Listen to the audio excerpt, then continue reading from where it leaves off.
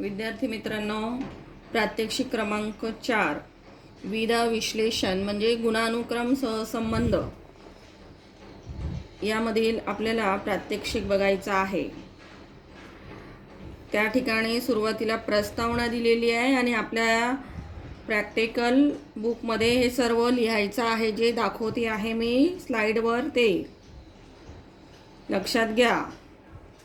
सुरुवातीला प्रस्तावना दिलेली आहे। विद्यार्थ्यांनो, भूगोलात कधी दोन भिन्न चलामधील संबंध समजून घेणे आवश्यक असते। आता दोन चल म्हणजे दोन प्रकारची आकडेवारी दिलेली असतात किंवा दोन प्रकारची माहिती दिलेली असते। दोन प्रकारच्या सांख्यिकी आकडेवारी दिलेली असते आणि त्या दोनमधील परस्पर संबंध समजून घेणं आवश्यक असतं। उदाहरणार्थ, उच्च तापमान असेल, कमी वायुदाब असेल, लोकसंख्येची घनता आणि दरडोई पाण्याची उपलब्धता याचाही परस्पर सहसंबंध आपल्याला सांगता येईल। साक्षरतेचं प्रमाण आणि दरडोई GDP इत्यादी दोन चलामधील संबंध संख्यात्मकरित्या व्यक्त केले जाऊ शकतात। आपल्याला जी माहिती दिलेली असते ती दोन प्रकारची दिली आहे। एका चलामध्ये झालेला बदल हा दुसऱ्यावरती काय परिणाम करत आहे यासाठी सहसंबंध उपयुक्त असतो आणि दोन चलामधील संबंधाचं स्वरूप आणि गुणधर्म व्यक्त करणारी बाब म्हणजे सहसंबंध। तीन प्रकारचे संबंध इथे स्पष्ट होतात। त्याची माहिती आपल्याला बघायची आहे। चल तुम्हाला दिलेला आहे की एका चलात वाढ झालं तर दुसऱ्यामध्ये वाढ होते कधी कधी, तर दुसरं म्हणजे एका चलात वाढ झाल्याने दुसऱ्यात घट होते, तर कधी कधी एका चलामध्ये बदल होतो तर दुसऱ्यात बदल होत नाही। पहिल्या प्रकारात दोन्ही चलातील संबंध हे एकाच दिशेने जाताना दिसतात तर दुसऱ्यामध्ये विपरीत दिसतात, व्यस्त दिसतात। पहिल्या प्रकारात त्यातील सहसंबंध सकारात्मक आहे, दुसऱ्यामध्ये नकारात्मक आहे आणि तिसऱ्यामध्ये दोन्हीमध्ये काहीच संबंध नाही। ही माहिती प्रात्यक्षिकामध्ये आपल्याला लिहायची आहे। आता पाहूया, तीन प्रकारचे संबंध इथे स्पष्ट होतात। हा पूर्ण टेबल दिलेला आहे, हा तुमच्या प्रॅक्टिकल बुकमध्ये लिहायचा आहे। सुरुवातीचं स्लाइड आणि आताचं त्याच्यानंतरचं लक्षात घ्या। खाली एक उदाहरण दिलेलं आहे। स्पियरमन संख्याशास्त्रज्ञ होते।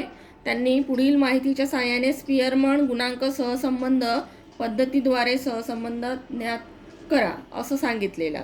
तर ते उदाहरण आपण सोडूया। लक्षात घ्या, मी तुम्हाला त्याचं स्पष्टीकरण सांगते आणि ते तुम्ही एक एक लक्षात घ्यायचं आहे। यामध्ये पहिला कॉलममध्ये दिलेलं आहे नगरातील वार्ड। याला आ इ उ असे नावं दिलेली आहे, नाही का। दुसरा कॉलम दिलेला आहे दारिद्र्य रेषेखालील लोकांची संख्या आणि तिसरा आहे बेरोजगारांची संख्या। त्याच्यामध्ये वेगवेगळे ते संख्या दिलेली आहे। इथे आपल्याला पाहायचं आहे दोन चलामध्ये काही सहसंबंध आहे का, नाही का। तर पहिली पायरी जी आहे, दिलेल्या माहितीला एका तक्त्यात पुन्हा लिहून घ्यायची आपल्याला आणि दुसऱ्या स्तंभात क्रमवार त्यांची मांडणी करायची। ह्यामध्ये जो कॉलम्स दिलेले आहेत, तक्ता दिलेला आहे तो बघा। पहिला वार्ड दिलेला आहे, त्यानंतर दिलेला आहे दारिद्र्य रेषेखालील लोकांची संख्या आणि नंतर दिलेला आहे क्रम आणि नंतर बेरोजगारांची संख्या, नंतर R2 म्हणजे क्रम, R1 वजा R2 दोन्ही क्रमातील अंतर फरक किती आहे आणि नंतर लास्टला आहे R1 वजा R2 चा वर्ग। ठीक आहे, यामध्ये एक एक कॉलम आपण लक्षात घ्या। वार्ड म्हणजे आ इ जे उदाहरणात दिले ते सगळं लिहायचं आहे। दारिद्र्य रेषेखालील जी संख्या दिलेली आहे त्याच्या खाली पूर्ण मध्ये 20, 80 असं दिलेलं आहे की नाही, ते सगळं लिहायचं आहे। नंतर क्रम द्यायचा आहे। क्रम कसा देणार, तर यामध्ये दारिद्र्य रेषेखालील लोकांची संख्या R1 मध्ये द्यायची आपल्याला की सगळ्यात जास्त मोठी संख्या कोणती आहे, 200 ई ना। मग त्याला आपल्याला द्यायचं आहे 1 क्रमांक। काय देणार तुम्ही, 1 क्रमांक। 200ला 1 क्रमांक द्यावा लागणार ना। त्यानंतर त्याच्या खालची संख्या त्याच्या 180 आहे, 2 क्रमांक, नाही का। त्यानंतर 160 आहे आपल्या उदाहरणात, 3 क्रमांक। नंतर त्यानंतर 120 म्हणजे 4 असे पूर्ण क्रम द्यायचे आहे आणि ते पूर्ण करायचं आहे। नंतरचा कॉलम्स आहे बेरोजगारांची संख्या, नाही का। पहिला आहे 40, 120, 60, 240 असे ते क्रमाने लिहून टाकायचं। त्यानंतरचा दिलेला आहे R2। या बेरोजगाराच्या संख्येला सुद्धा R2 क्रम द्यायचा आहे। सर्वात जास्त जे आहे त्याला 1 द्यायचं आहे. आता या बेरोजगाराच्या संख्येमध्ये 240 ही संख्या जास्त मोठी आहे ना हे सगळ्यांपेक्षा, म्हणून त्याला 1. त्याच्यानंतर कोणती आहे 200 नाही का, मग त्याला 2, नंतर 180 दिलेली आहे नाही का 3, अशा क्रमाने तो क्रम द्यायचा आहे. ठीक आहे, हा झाला आपला R2 क्रम. नंतर आपल्याला R1 मिळाला, R2 मिळाला. R1 वजा R2 या दोन्ही क्रमातील अंतर आपल्याला काढायचं आहे. ठीक आहे, R1 वजा R2. ठीक आहे, 9 आणि 10.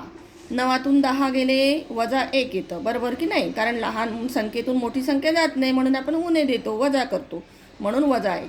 7मधून 5 गेले 2. ठीक आहे, 10मधून 9 गेले 1. असे ते वजा बाकी करून आपल्याला तो क्रम R1 वजा R2 द्यायचा आहे. आणि नंतर लास्टचा जो आहे R1 वजा R2चा वर्ग. ठीक आहे, वर्ग काढायचा आपल्याला. वजा 1चा वर्ग 1, 2चा वर्ग 4, 1चा वर्ग 1, 0चा वर्ग 0, 0चा वर्ग 0, 0चा वर्ग 0, 0चा वर्ग 0, वजा 1 आणि त्याचा वर्ग 1 असं. आणि मग पूर्ण त्याची संख्या जी दिलेली आहे R1 वजा R2चा वर्गची, त्याचं आपल्याला बेरीज करायची. सिग्मा समेशन दिलेलं आहे 8. पायरी 1, पायरी 2 सर्वाधिक मूल्य असणारा पहिला क्रम द्या. नंतर पायरी 3 क्रमातील फरक काढा. पायरी 4 वर्ग करा आणि पायरी 5 सर्व वर्गमूल्यांची बेरीज करा. आता आपल्याला हे सर्व स्पिअरमनच्या साहाय्याने गुणांक सहसंबंध पद्धतीने उदाहरण सोडवायचं आहे. त्याचं सूत्र दिलेलं आहे. R1 बरोबर 1 वजा 6 समेशन कंसामध्ये R1 वजा R2चा वर्ग भागेला n कंसामध्ये n वर्ग वजा 1 कंस पूर्ण, असं सूत्र आहे. इथे R बरोबर गुणांक सहसंबंध दिलेला आहे आणि समेशन R1 वजा R2चा वर्ग या दोन क्रमांमधील फरकाच्या वर्गाची बेरीज, n बरोबर मूल्यांची संख्या. ठीक आहे, मूल्यांची संख्या किती आलेली आहे, ती आलेली आहे 10 नाही का, मूल्य किती आहे 10. अशा पद्धतीने मग त्या सूत्रामध्ये पूर्ण संख्या टाका. R बरोबर 1 वजा 6 गुणेला 8 भागेला 10 कंसात 10चा वर्ग वजा 1. ठीक आहे, 1 बरोबर 6 गुणेला 8 किती 48 बरोबर. त्यानंतर ते उदाहरण सोडवायचं आहे. 10 कंसामध्ये 10चा वर्ग 100 वजा 1 नाही का. नंतर 1 वजा 48 भागेला 10 गुणेला 99. ठीक आहे, 1 वजा 48 भागेला 999, 999 वजा 48 भागेला 990 सॉरी 990 वजा 48 भागेला 990 बरोबर 942 भागेला 990 आणि त्याचा भागाकार करून येतो बरोबर 0.95. तर अशा प्रकारे आपल्याला शहरातील 10 प्रभागात BPL लोकसंख्या आणि बेरोजगारी यांच्यामध्ये सकारात्मक उच्च सहसंबंध आहे. याचा अर्थ असा की BPL लोकसंख्या वाढली की बेरोजगारी देखील वाढते. हे पूर्ण उदाहरण आपल्याला सोडवायचं आणि ते प्रॅक्टिकल बुकमध्ये लिहायचं आहे. ठीक आहे.